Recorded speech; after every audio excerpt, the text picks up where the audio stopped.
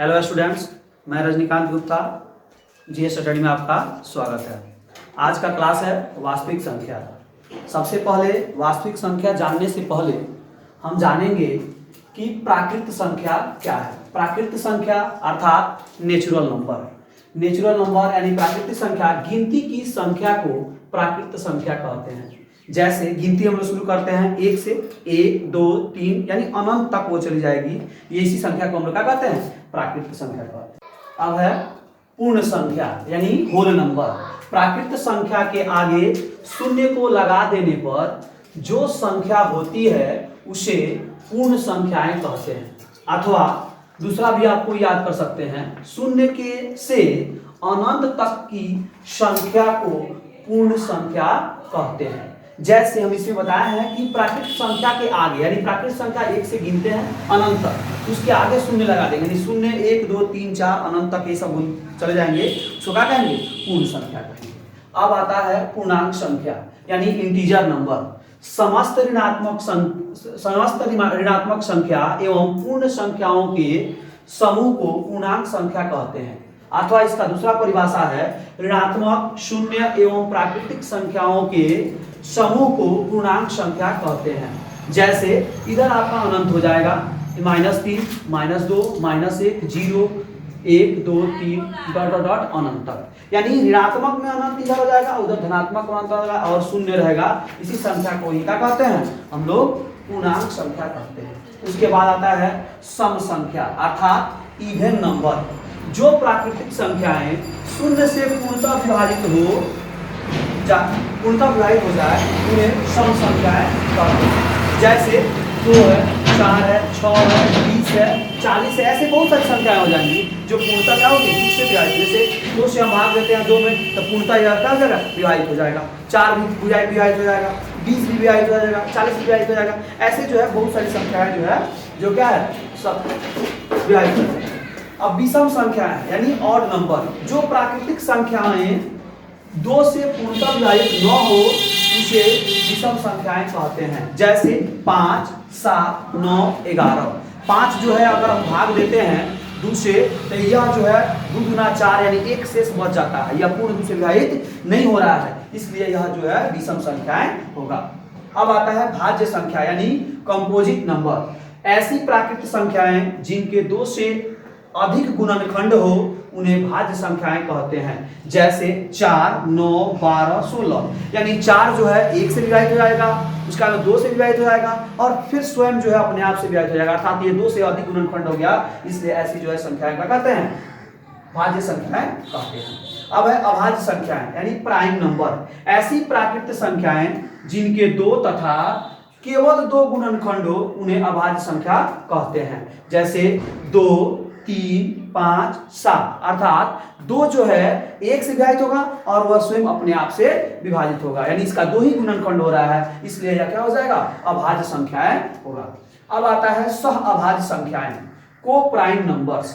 ऐसी 2 संख्याएं जिनका महत्तम समापवर्तक यानी HCF 1 हो तो ऐसी संख्याएं सह अभाज्य संख्याएं कहलाती है। जैसे 2 और 3, इन 2 और 3 का HCF हम निकालेंगे तो उसका 1 आएगा, 3 और 5 का भी HCF 1 आएगा, 6 और 7 का भी HCF 1 आएगा, 9 और 11 का भी HCF 1 आएगा, 21 और 65 का भी HCF 1 आएगा, इसलिए यह जो है सहअभाज्य संख्याएं होगी। अब आता है परिमेय संख्याएं, रेशनल नंबर। ऐसी संख्याएं जिन्हें P/Q के रूप में लिखा जा सकता है जहां PQ पूर्णांक है और Q बराबर जो है 0 नहीं होना चाहिए, उन्हें ही हम लोग परिमेय संख्या कहते हैं। जैसे 2/2 ये भी परिमेय संख्या है, 2 भी परिमेय संख्या है, इसके नीचे कुछ नहीं है तो क्या लिख सकते हैं? 1 रहता है, नीचे कुछ नहीं है तो क्या हो जाएगा? 1 हो जाएगा। अब 2/4 भी परिमेय संख्या है, 22/7 भी परिमेय संख्या है। लेकिन एक बात आता है कि 22/7 परिमेय है तो पाई का भी मान होता है 22/7, होता है ना जी? तो ये बताइए कि पाई का भी मान होता है 22/7, तो क्या पाई परिमेय संख्या है? नहीं है, क्योंकि पाई क्या है? अपरिमेय संख्या। इस बात को जरूर ध्यान रखिएगा, ठीक है? अब है अपरिमेय संख्या यानी इरेशनल नंबर। ऐसी संख्याएं जिन्हें P/Q के रूप में लिखा जा सकता है जहां P और Q पूर्णांक है तथा Q बराबर नहीं होना चाहिए 0, उसे परिमेय संख्या कहते हैं। जैसे √5 सॉरी √2, √3, √5, √7 पाई, ये सब क्या है? अपरिमेय संख्या है। अब आता है वास्तविक संख्याएं, इसी के बारे में इस चैप्टर में आपको पढ़ना है। यानी परिमेय एवं अपरिमेय संख्याओं के समूह को वास्तविक संख्याएं कहते हैं। √5, √2, √4, 4 का रूट निकल जाएगा 2, यानी √5, 2, -3, -4 डॉट डॉट, ये सभी समूह को ही हम लोग क्या कहेंगे? वास्तविक संख्याएं कहेंगे। अब इसमें बात आता है यूक्लिड विभाजन एल्गोरिथ्म का। यूक्लिड विभाजन एल्गोरिथ्म को ही हम लोग कलन विधि के नाम से जानते हैं। इस प्रमेयिका को मोहम्मद इब्ने मूसा अल ख्वारिज़मी ने बताया था। इनका जन्म जो है 780 ईस्वी में एवं मृत्यु जो है 850 ईस्वी में हुआ था। अब इसके बाद में इसमें जो है मुख्य जो है आपका सूत्र है, वो सूत्र से आप लोग भली भांति परिचित होंगे कि भाज्य बराबर भाजक गुना भागफल जोड़ शेषफल। इसको ही हम लोग शॉर्ट में, इसको इंग्लिश में जो है आपको जो है अल्फाबेटिकल के हिसाब से सजा दिया गया है, जिसमें a बराबर BQ प्लस R, जहां R का मान जो है 0 के बराबर होना चाहिए या तो 0 से बड़ा होना चाहिए और B से क्या होना चाहिए? छोटा होना चाहिए। तभी जो आपको जो है a बराबर BQ प्लस R जो है आपका हो सकता है, अन्यथा नहीं हो सकता है। जैसे a बराबर, a को मतलब हम लिखे गए हैं इसमें, a बराबर क्या बोलाता है? भाज्य, भाज्य को डिविडेंड, और b बराबर भाजक यानी डिवाइडर, q बराबर यानी भागफल यानी क्यूटेन, और r बराबर शेषफल अर्थात रिमाइंडर। अर्थात कहने का अर्थ है कि जो बीच में जो लिखा जाता है उसको हम लोग क्या बोलते हैं? भाज्य, और जिससे भाग दिया जाता है उसको भाजक, और जो भागफल आता है इसको इधर वाला भागफल, नीचे वाला क्या हो गया? शेषफल, है ना। एग्जाम्पल 1। अब जो है अब हम लोग एग्जाम्पल से शुरू कर रहे हैं। सबसे पहले एक्सरसाइज शुरू करने से पहले हम एक एग्जाम्पल को सॉल्व करते हुए निकलेंगे, ताकि जो है हमारा कहीं से भी क्वेश्चन आए तो बन जाए, छूटे नहीं, है ना। देखिए अब जो क्वेश्चन है आपका एक्सरसाइज नहीं बल्कि ये एग्जाम्पल है। एग्जाम्पल नंबर यानी उदाहरण नंबर 1 है। ये जो है 40, 52 और 12, 576 का HCF यूक्लिड विभाजन एल्गोरिथ्म का प्रयोग करके ज्ञात कीजिए। तो सबसे पहले इसको बनाने से पहले आप देखिएगा, सबसे पहले रफ में आप इस तरह का जो है आप बनाते हुए, पहले से आप लोग बचपन में ही पढ़े हुए के भाग विधि द्वारा जो है पहले इसको बना लेंगे। तो इसको बना लेंगे, उसके बाद में जो है तब जो है इसको आपको इसके हिसाब से बनाइएगा, ताकि आपको जो है सॉल्व करने में दिक्कत नहीं होगा, है ना। तो आप देखिएगा सबसे जो बड़ी संख्या होती है उसको a बोला जाता है, और जो छोटी होता है उसको कहते हैं b। आपका सूत्र है a बराबर BQ प्लस R। तो a जो है इसमें बड़ा वाला क्या है? 12, 576, और b आपका हो गया कितना? 40, 52। देखिएगा 40, 52 से 3 में भाग दिए हैं तो आपका शेषफल कितना है? 420। तो वहीं 40, 52 लिख दिए और 3 लिख दिए, यहाँ 420 हो गया। अब इसका जो है इधर जो आगे जाएगा वो हटते जाएगा। अब इन दोनों में देखना है बड़ा कौन है, जो बड़ा होगा, यानी इधर वाला जो होगा, ये हमेशा ध्यान रखिएगा, ये वाला इधर आ रहा है, देख रहे हैं ना, ये वाला इधर आ रहा है, इसलिए ये इसको यहाँ पे रख देंगे और ये वाला 420 यहाँ पे रख देगा। 420 में 9 से जो है भाग देने पर आपका कितना आ रहा है? 200 जो है 72 शेष आ रहा है। तो ये लिख दिए 420 गुना 9 प्लस आपका क्या हो जाएगा? 272 हो गया। अब देखिएगा फिर ये 420 यहाँ पे आ जाएगा, 272 यहाँ आ गया। 272 में कितना से भाग दिए हैं? तो 1 से भाग दिए हैं, तो आपका शेषफल जो है नहीं कितना, आर का मान कितना आ गया? 48 का लिख दिए। अब ये जो है इधर आ गया 148 यहाँ पे आ गया। अब 148 में 1 से भाग देने पर 124 शेष आया, 124 लिख दिए। फिर 148 यहाँ आ गया, 124 यहाँ पे आ गया, गुना 1 हो गया, क्योंकि 1 से गुना करने पर कितना आएगा? 24 आ रहा है, शेष कर दिए। अब फिर 124 यहाँ पे आ गया, 24 यहाँ पे आ गया। अब 24 में जो है यहाँ देखिएगा 5 से भाग देने पर कितना आ रहा है? 4 कर दी। अब उसके बाद में ये 24 यहाँ पे हो गया, 4 यहाँ पे हो गया। इससे भाग देने पर यहाँ क्या रहा है? शेष आ रहा है 0। जब तक 0 नहीं आएगा तब तक इसको निर्धारित करते रहना। अतः जो है आपका HCF जो है 40, 52 और 12, 576 का HCF कितना हो गया? 4। ये आपका आंसर हो गया। एग्जाम्पल 2। इसके बाद देखिए उदाहरण नंबर 2, यानी दर्शाइए कि प्रत्येक धनात्मक सम पूर्णांक 2q के रूप का होता है तथा प्रत्येक धनात्मक विषम पूर्णांक 2q प्लस 1 के रूप का होता है, जहाँ q कोई पूर्णांक है। तो इसको बनाने के लिए सबसे पहले आपको जो है जो दिया है कि आपको कह रहा है कि धनात्मक विषम पूर्णांक लिखना है, तो सबसे पहले आप उसको मान लीजिए कि माना कि कोई धनात्मक पूर्णांक a है, तथा b बराबर 2।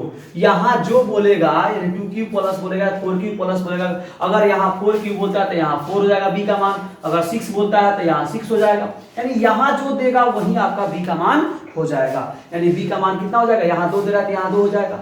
अब बात आता है r का संभावित मान का, तो जो यहाँ b रहेगा b से एक कम लेना है। कितना लेना है, एक कम आपको लेना है, यानी 0 से लेकर के आपको 2 से एक कम लेना है। इसमें देख रहा है 0 और 1 ही होगा, ताकि 1 से कम 2 से कम क्या होगा, 1 ही आ जाता है, तो यानी 0 और 1 हो जाएगा।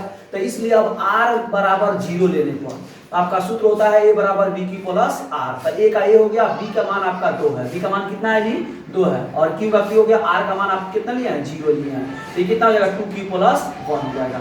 r बराबर अब 1 लेने पर तो a बराबर b की प्लस r, a का a हो गया, b का मान कितना है 2, q का q हो गया, r का मान कितना लिया है 1, तो आपका क्या हो जाएगा 1 हो गया। यानी देखिएगा चूंकि 2q प्लस 2q सम पूर्णांक दर्शाता है, इसलिए कोई भी धनात्मक विषम पूर्णांक 2q प्लस 1 के रूप का होगा। क्यों, क्योंकि यहाँ देखिए 2 है, यहाँ अगर q का मान आप 1 रखते हैं तो 2 कम 2 कभी आएगा, सम ही आ रहा है। फिर अगर 3 रखते हैं तो 3 दूनी 6, वो भी सम ही आ रहा है। जो भी मान यहाँ रखेंगे क्या हो जाएगा, सम दर्शाएगा। और यहाँ जैसे देखिए 2 रखते हैं तो 2 दूना 4, 4 आए कितना होगा 5, विषम ही आएगा। 6 रखते हैं तो 6 दूनी 12, 1 13, यानी विषम ही आएगा। इस तरह आपका ये क्या हो जाएगा, विषम ही आएगा। एग्जाम्पल 3, उदाहरण नंबर 3। ये क्वेश्चन आपको उदाहरण 2 से ही संबंधित है, उसी तरह जैसे आपको 2 था वैसे ही उससे मिलता जुलता रूप है। कह रहा है दर्शाइए कि एक धनात्मक विषम पूर्णांक 4q प्लस 1 या 4q प्लस 3 के रूप का होता है, जहां q एक क्या है पूर्णांक। जैसे 2 उदाहरण हम बनाए थे उसी से संबंधित है, वैसे ही हम करेंगे। माना कि कोई धनात्मक विषम पूर्णांक बराबर a। आपको 2 नंबर क्वेश्चन में ही बताया है आपको कि यहाँ जो दिया रहेगा q के बगल में वही आपका b होता है। पहले वाले क्वेश्चन में आपका 2 दिया हुआ था तो आपका b बराबर 2 हो गया, लेकिन इस वाले क्वेश्चन में आपको 4 दिया हुआ है, इसलिए b बराबर कितना हो जाएगा 4 हो जाएगा। इसलिए r का संभावित मान बताया है कि जो b होगा उससे एक कम लेना है, यानी 0 से लेकर के उससे एक कम जाएगा, यानी 0 1 2 और 3। अब जो है बारी बारी से r का मान रखते जाएंगे। r बराबर 0 लेने पर यानी a बराबर b की प्लस क्या हुआ r, तो a बराबर हो जाएगा, यानी b का मान यहाँ है 4 और q का q हो गया, r का मान है 0, यानी कितना हो गया 4q प्लस 0, यानी 0 तो जब किसी भी संख्या में जोड़ेंगे तो कोई प्रभाव नहीं पड़ेगा, इसलिए कितना हो गया 4q। अब है 4q पर है a, r बराबर जो है 1 लेने पर यानी a बराबर b की प्लस r, तो a बराबर जो है b का मान इसमें कितना है 4 है, 4q प्लस r का मान है 1, तो 1 रख दिए। अब इसमें कोई छूटने वाला नहीं है, इसलिए छोड़ देंगे उसको ऐसे ही, यानी b बराबर 2 b बराबर कर रहे हैं r बराबर 2 लेने पर, यानी a बराबर b की प्लस r, तो a बराबर b का मान है 4, 4 की प्लस r का मान है 2, तो 2 रख दिए। वैसे ही अब r बराबर कितना लेने पर 3 लेने पर, यानी a बराबर b की प्लस r, तो ये जो है a b का मान 4, q का q, r का मान कितना हो गया 3। चूंकि अब देखिएगा यहाँ इसमें 4q, इसमें कोई भी मान रखेंगे तो ये आपका सम ही आएगा, इसमें भी वैसे ही आपको जो है सम ही आएगा, इसलिए लिख दिए हैं कि 4q प्लस 2 सम पूर्णांक को दर्शाते हैं। क्यों, क्योंकि अगर इसका मान q का मान आप अगर 1 लेते हैं तो 4 एकम 4, अगर 2 लेते हैं तो 4 दूनी 8, इसमें देखिए 4 दूनी 8, 8 2 10, आपका सम ही आएगा, इसलिए ये सम पूर्णांक दर्शाते हैं। इसलिए कोई भी धनात्मक विषम पूर्णांक 4q प्लस 1 यानी 4q प्लस 3 के रूप का ही होगा। एग्जाम्पल 4, उदाहरण नंबर 4। क्वेश्चन कह रहा है कि एक मिठाई विक्रेता के पास 420 काजू की बर्फियां और 130 बादाम की बर्फियां हैं। वह इनकी ऐसी ढेरियां बनाना चाहती है कि प्रत्येक ढेरी में बर्फियों की संख्या समान रहे तथा ये ढेरियां बर्फी की परात में न्यूनतम स्थान घेरे। इस काम के लिए प्रत्येक ढेरी में कितनी बर्फियां रखी जा सकती है। तो सबसे पहले आपका जो क्वेश्चन है 420 और 120 है। ऐसे क्वेश्चन इसमें जो है जो क्वेश्चन दिया गया है इस तरह के क्वेश्चन में आपको इसमें क्या ज्ञात करना है, एचसीएफ ज्ञात करना है। क्या ज्ञात करना है, एचसीएफ ज्ञात करना है। तो सबसे पहले जो संख्या दिया है उसको लिखिए 420 और 130। अब इसमें जो बड़ा है वो हो गया a, जो छोटा होता है वो हो गया b, यानी 420 बड़ा है आपका a का मान हो गया 420 और b का मान हो गया 130। तो अब आ गया जो है सूत्र A बराबर BQ प्लस R। तो A का मान हो गया 420 और B का मान हो गया 130। आपको इससे पहले आप लॉग को देख लीजिए कि 130 में 3 से आपको किया 390 आया, घटाने के बाद में कितना है 30। वही चीज आपको लिख देना है, 420 यहाँ पे 130 यहाँ 3 बार में किए हैं और शेष कितना है 30 का 30 हो गया। फिर वैसे ही देखिए 30 से जब भाग दिए हैं 4 बार में 120 आया, घटाने तो कितना आ गया 10। वही चीज को लिख देना है 130 यहाँ आ जाएगा, 30 यहाँ आ जाएगा, 4 से गुना किए हैं तो कितना आ गया है शेष आया है 10। अब ये 30 यहाँ पे आ जाएगा, 10 यहाँ पे आ जाएगा, 10 से किए तो 10 यहाँ ही 30 यानी कट कर शेष कितना आ गया 0। अर्थात जब तक 0 नहीं आता तब तक छोड़ा नहीं जाता है ना। 0 आ गया अर्थात HCF जो है 420 और 130 का HCF कितना हो जाएगा 10। अतः इस तरह जो है मिठाई विक्रेता को 10-10 ढेरिया बना सकता है ना। इसी के साथ जो है आपका जो है आज का क्लास समाप्त होता है। नेक्स्ट वीडियो के साथ जो है हम लोग